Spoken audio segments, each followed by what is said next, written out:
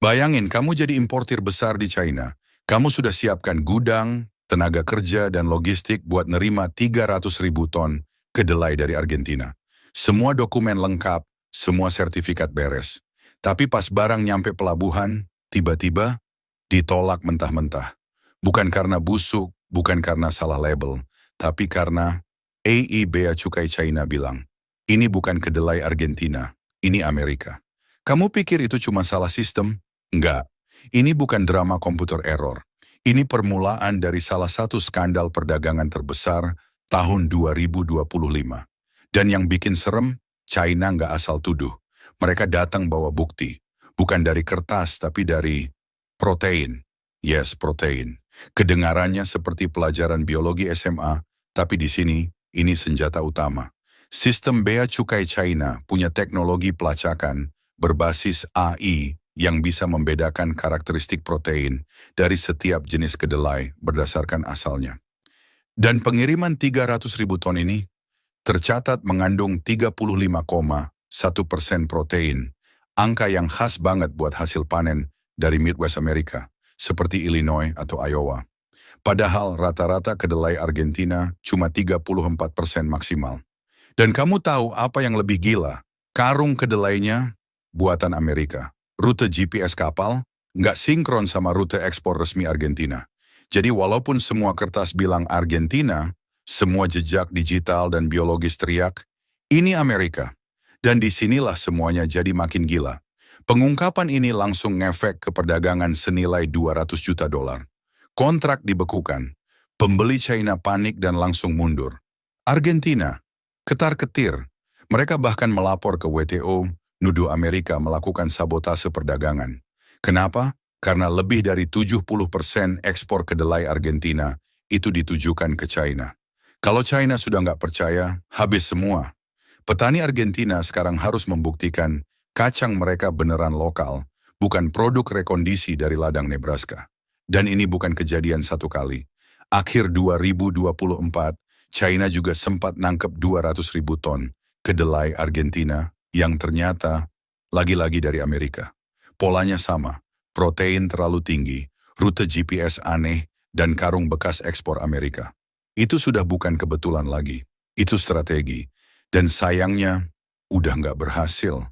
Kamu mungkin bertanya, kok bisa Amerika ngelakuin ini? Jawabannya, karena mereka terdesak. Sejak tarif 145% dari pemerintahan Trump pada April 2025 buat barang-barang China, balasan China ke produk Amerika, termasuk kedelai, daging, gandum, semua kena bea masuk sampai 15%. Ekspor kedelai Amerika langsung anjlok 39% dari 2016 ke 2024. Dari 36 juta ton jadi cuma 22 juta. Bayangin, stok numpuk di silo-silo Midwest, harga jatuh, petani rugi. Akhirnya, mereka cari jalan pintas. Caranya, kirim kedelai ke Argentina dulu, bungkus ulang, keluarin dokumen palsu, terus ekspor ulang ke China. Pura-pura itu produk lokal Argentina. Tapi masalahnya, teknologi sudah nggak bisa dibohongi. AI di pelabuhan China sekarang sudah bisa menganalisis ekspresi protein, isotop tanah, bahkan DNA dari benih kedelai. Mereka tahu, ini bukan cuma soal dari mana barang dikirim, tapi tanah mana yang nanam. Dan ini bukan cuma soal kedelai. Akhir 2024, kedelai berlabel Brasil juga ketahuan sebenarnya berasal dari Midwest Amerika. Triknya sama, kedelai Amerika dicampur, dikemas ulang, dan dikirim lewat pelabuhan Brasil. Tapi China tetap bisa lacak lewat blockchain dan fingerprint isotop. Pelabuhan Shandong berhasil nangkep 3 kasus seperti ini dalam 3 bulan. Total nilainya lebih dari 20 juta yuan. Jadi kalau pintu Argentina dan Brasil sudah ditutup, pertanyaannya sekarang, ekspor Amerika mau lewat mana lagi? Padahal Amerika dulu raja ekspor kedelai ke China. Tapi sekarang, pangsa pasarnya tinggal 22 juta ton dari puncak 36 juta. Sementara Brasil ngasih 74 juta ton ke China tahun lalu, hampir 70% dari seluruh impor mereka. Dan China makin ketat. Sekarang mereka nggak cuma ngecek barang secara acak. Mereka bikin sistem pemantauan harga global. Kalau harga kedelai dari Brasil tiba-tiba naik mendekati harga Amerika, sistem langsung nyalain alarm, audit, dan bisa ngebatalin kontrak. Itu kenapa strategi curang dari Amerika sekarang makin berisiko tinggi. Dan kamu tahu siapa yang paling kena? Petani kecil dan koperasi di Midwest. Menurut Serikat Petani Nasional, lebih dari 11% petani kedelai skala menengah sekarang sudah di bawah titik impas. Mereka kehilangan pasar terbesar dunia dan sekarang nggak bisa bersaing sama perusahaan raksasa yang bisa muter modal buat ekspor lewat jalur belakang. Sedangkan di Argentina, situasi nggak kalah suram. Mereka lagi di bawah tekanan, dituduh membohongi China, reputasi dagang hancur. Padahal bukan mereka yang curang. Tapi kalau barangnya sudah nggak dipercaya, pembeli tetap cabut. China bahkan ngajak Argentina buat bikin sistem keterlacakan, baru berbasis blockchain, GPS, dan biometrik. Tapi masalahnya, sistem bea cukai China sudah jauh lebih canggih. Mereka bahkan bisa deteksi DNA benih. Jadi meskipun kamu punya dokumen komplit, kalau profil biokimia kamu nggak cocok, kiriman bisa dibalikin kapan saja. Yang lebih gawat lagi, ini semua bisa jadi cuman awal dari badai yang lebih besar. Tapi tunggu dulu, ini bukan cuma cerita soal kedelai yang gagal masuk pelabuhan. Ini cerita tentang bagaimana percaya terhadap sebuah label bisa jadi hal paling mahal di dunia perdagangan hari ini. Karena ketika sistem bea cukai China menolak satu kapal, itu bukan sekadar penolakan komoditas, itu pernyataan. Pernyataan bahwa mereka, lewat teknologi mutakhir, bisa membaca masa lalu dari setiap butir kacang. Dan lebih penting lagi, mereka bisa memprediksi niat buruk yang dikamuflase di balik dokumen sah. Sekarang bayangkan, kalau satu pengiriman saja bisa memicu kerugian ratusan juta dolar dan mengacaukan hubungan dua negara, gimana dengan puluhan pengiriman lainnya yang sedang meluncur saat kita ngomongin ini? Sistem keterlacakan China itu bukan main-main. Mereka nggak cuma ngecek label, barcode, atau sertifikat. Mereka sampai melacak kandungan protein, isotop tanah, bahkan kurva ekspresi genetik dari tiap varietas benih. Kamu salahin algoritma? Nggak bisa, karena datanya cocok. Dan bukan satu kali, tapi berkali-kali. Artinya, ini bukan kecelakaan, ini sistem. Dan korban selanjutnya bukan cuma Amerika. Argentina, negara yang jadi perantara, sekarang justru kena getahnya. Kena semprot dari dua arah. Dari China karena ekspornya diduga rekayasa, dan dari petani lokal karena reputasi hancur mendadak. Coba pikir, 70% ekspor kedelai Argentina dikirim ke China. Begitu kredibilitasnya diragukan, boom, ekspor turun, kredit macet, logistik mandek, efek domino. Lebih jauh lagi, pertanyaannya sekarang bukan siapa yang kirim, tapi siapa yang bakal dipercaya di masa depan. Karena semua ini membuka satu pertanyaan besar. Apakah sistem perdagangan global bisa berjalan kalau kepercayaan atas asal-usul barang sudah nggak bisa ditahan cuma pakai dokumen? Ini bukan teori konspirasi, ini kejadian real. Pasar global sekarang berubah. Negara-negara mulai investasi besar-besaran di sistem keterlacakan digital.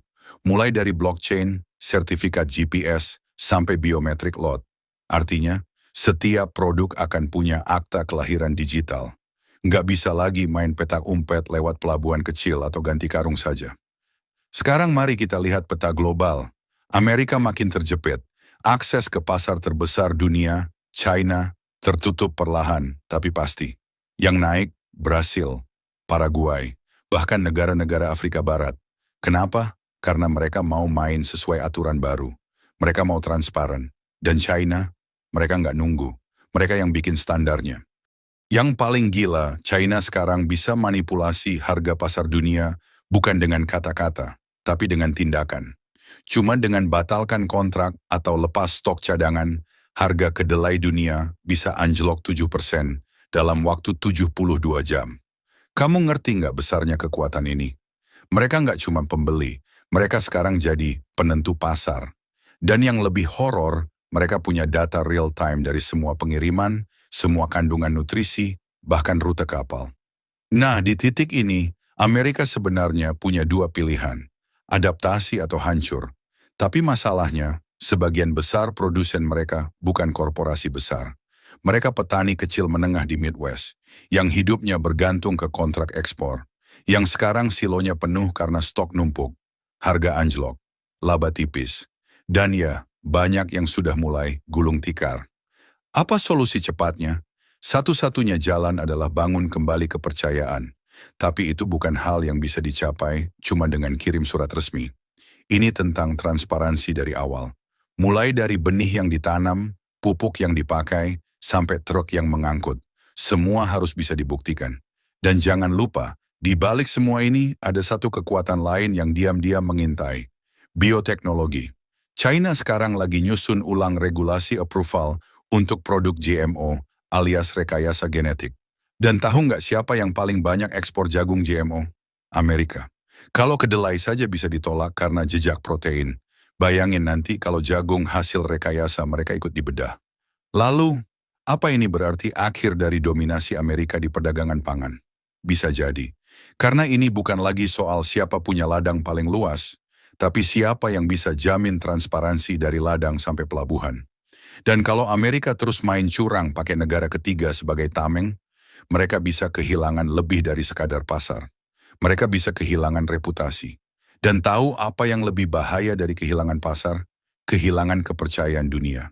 Karena kalau dunia sudah nggak percaya sama Made in America, bukan cuma kedelai yang bakal kena, tapi semuanya.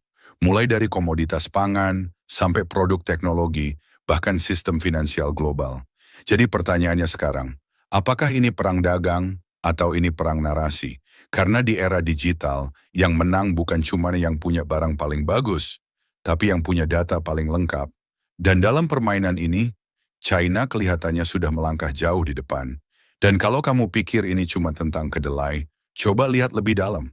Karena yang sebenarnya dipertaruhkan adalah masa depan cara dunia saling percaya.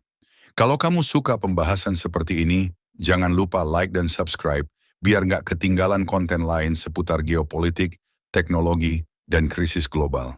Dan seperti biasa, kalau kamu pikir video ini penting, jangan cuma disimpan sendiri. Bagikan, biar makin banyak yang melek. Terima kasih. Sampai jumpa di halaman berikutnya.